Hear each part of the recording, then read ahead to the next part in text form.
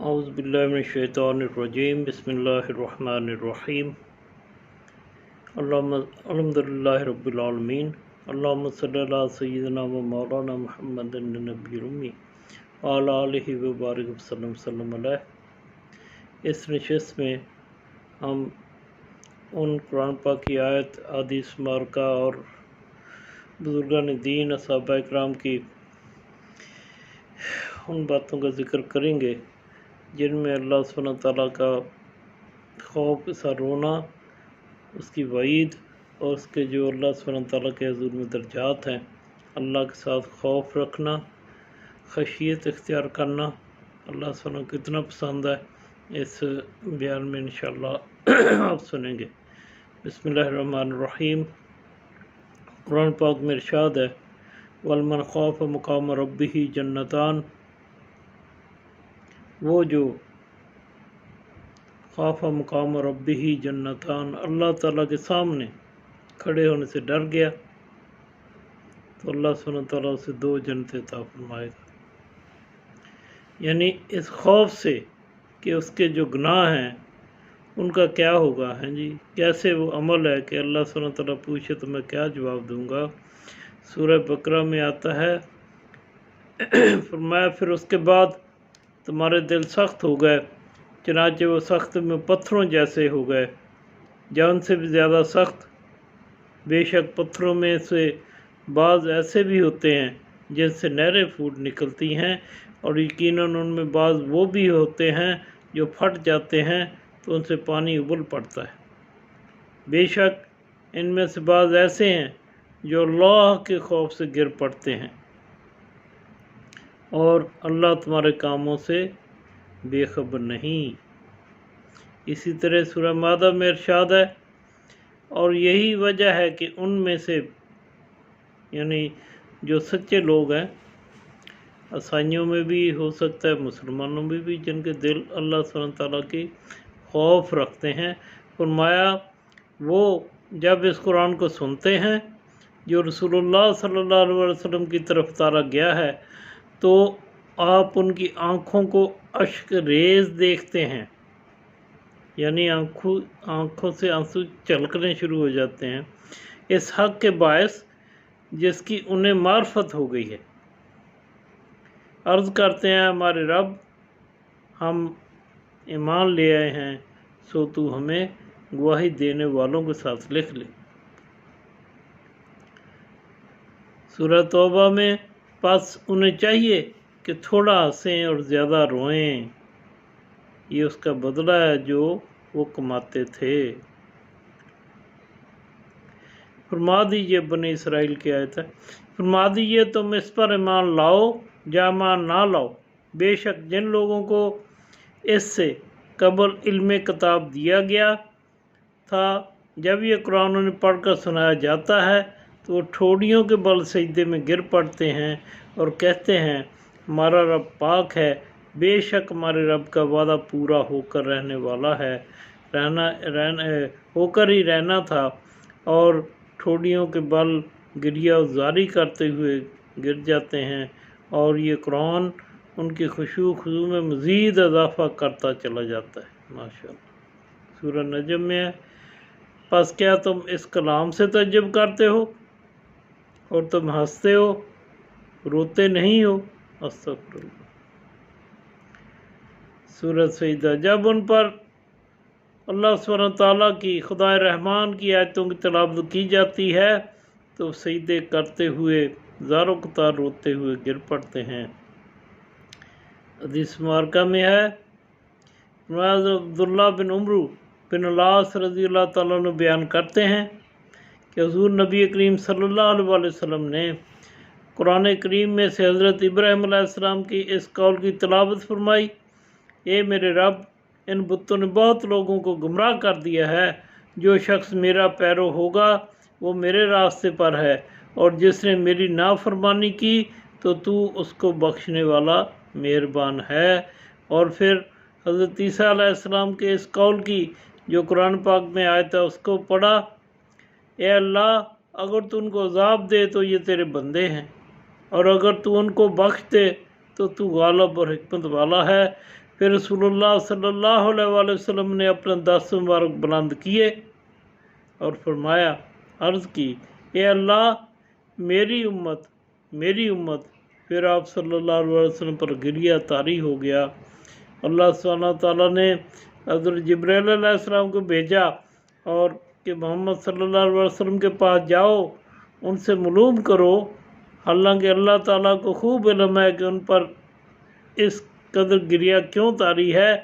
حضرت جبرائیل علیہ السلام حضور پاک صلی اللہ علیہ وسلم کی خدمت میں حاضر ہوئے اور آپ صلی اللہ علیہ وسلم معلوم کر کے اللہ تعالیٰ کو خبر دی، حالانکہ اللہ تعالیٰ خوب جانتا ہے۔ اللہ تعالیٰ نے جبریل علیہ السلام سے فرمایا، اے جبریل، محمد صلی اللہ علیہ وسلم پاس واپس جاؤ اور ان سے کہہ دو کہ آپ کی امت کی بخشش کے معاملے میں ہم آپ کو راضی کر دیں گے اور آپ کو رنجیدہ نہیں کریں گے۔ ماشاءاللہ، اتنا نبی پاک صلی اللہ علیہ وسلم کا اپنی امت کا خیال تھا۔ ساری رات ایسے بھی آتا ہے جو عیسیٰ علیہ السلام کی میں نے کی نا کہ آیت جو قرآن پاک میں آتی ہے، ساری رات آپ یہی پڑھتے رہے روتے رہے، پڑھتے رہے روتے رہے جی۔ اس امت کے غم خار ماشاءاللہ ہمارے نبی کریم صلی اللہ علیہ وسلم، سبحان اللہ، اللہ تعالیٰ نے ہم پہ بہت کرم کیا کہ آپ سب کی امت میں پیدا کر دیا، سبحان اللہ۔ حضرت عبداللہ بن عباس رضی اللہ تعالیٰ عنہ روایت کرتے ہیں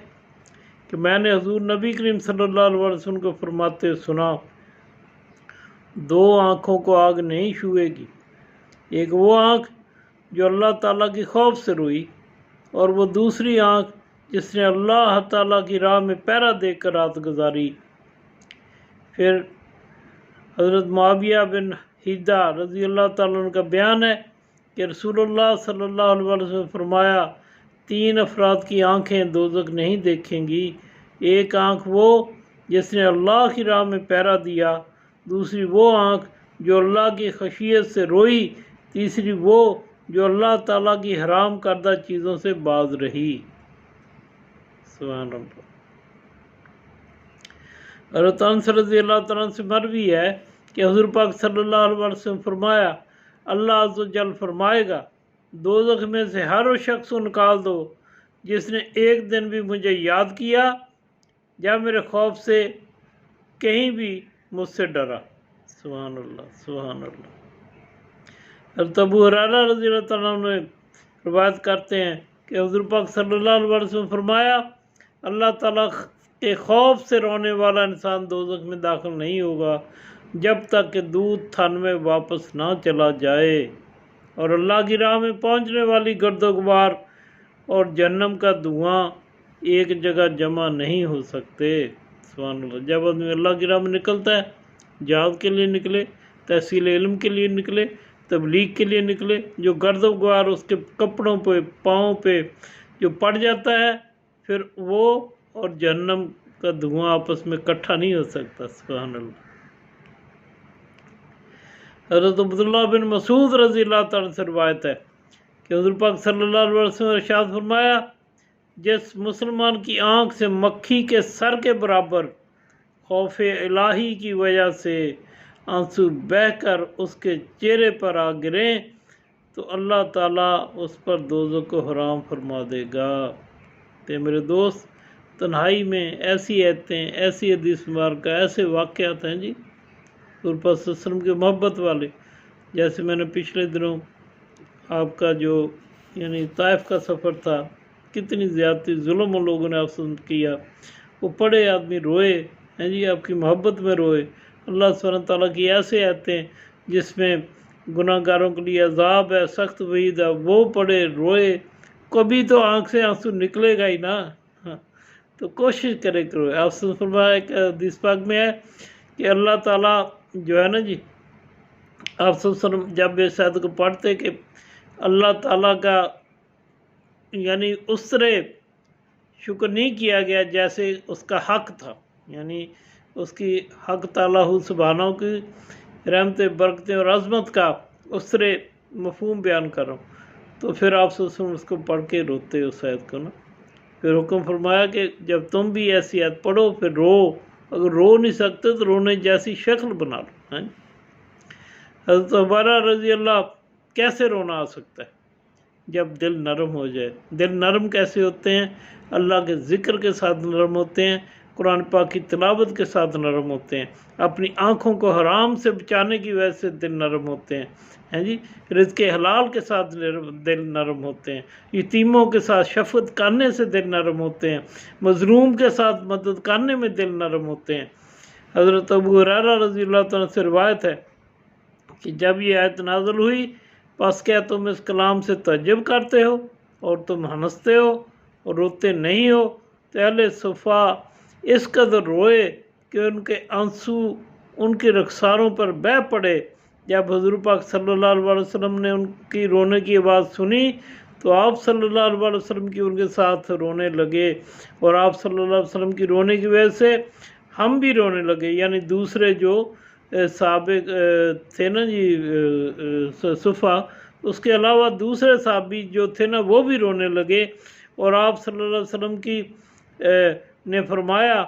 جو شخص اللہ تعالیٰ کے خوف سے رویا وہ دوزخ میں داخل نہیں ہوگا، اور نہ گناہ پر اصرار کرنے والا جنت میں داخل ہوگا۔ اگر تم لوگ گناہ نہ کرو تو اللہ تعالیٰ ایسے لوگ لے آئے گا جو گناہ کریں گے اور اللہ تعالیٰ انہیں بخشے گا، یعنی گناہ کر کے پھر وہ اللہ تعالیٰ توبہ طائب کریں گے، روئیں گے، پھر اللہ تعالیٰ اپنی شان کے مطابق ان کو بخش بھی دے گا۔ سبحان اللہ۔ حضرت حسین بن مالک رضی اللہ عنہ سے روایت ہے، وہ بیان کرتے ہیں کہ حضور نبی کریم صلی اللہ علیہ وسلم نے لوگوں سے خطاب فرمایا، تو خطاب کے درمیان آپ صلی اللہ علیہ وسلم کے سامنے ایک شخص بیٹھا ہوا تھا، وہ رو پڑا۔ اس پر حضور نبی کریم صلی اللہ علیہ وسلم فرمایا، آج تمہارے درمیان وہ تمام مومن موجود ہوتے جن کے گناہ پہاڑوں کے برابر ہیں تو انہیں اس ایک شخص کی رونے کی وجہ سے بخش دیا جاتا۔ سبحان اللہ۔ رویا کوئی، اس کا فیض اثر اس کے ارد گرد جو بیٹھے ہیں بڑے بڑے گناہ گار، اللہ سبحانہ تعالیٰ اس کے ایک کے رونے کی وجہ سے ان کو بخش دے گا۔ سبحان اللہ، سبحان اللہ۔ اور یہ اس وجہ سے کہ فرشتے بھی ایک سے ساتھ رو رہے تھے اور دعا کر رہے تھے، اے اللہ نہ رونے والے کے حق میں رونے والوں کی شفاعت قبول فرما۔ سبحان اللہ، سبحان اللہ۔ حضرت مطرف اپنے باپ سے روایت کرتے ہیں کہ میں نے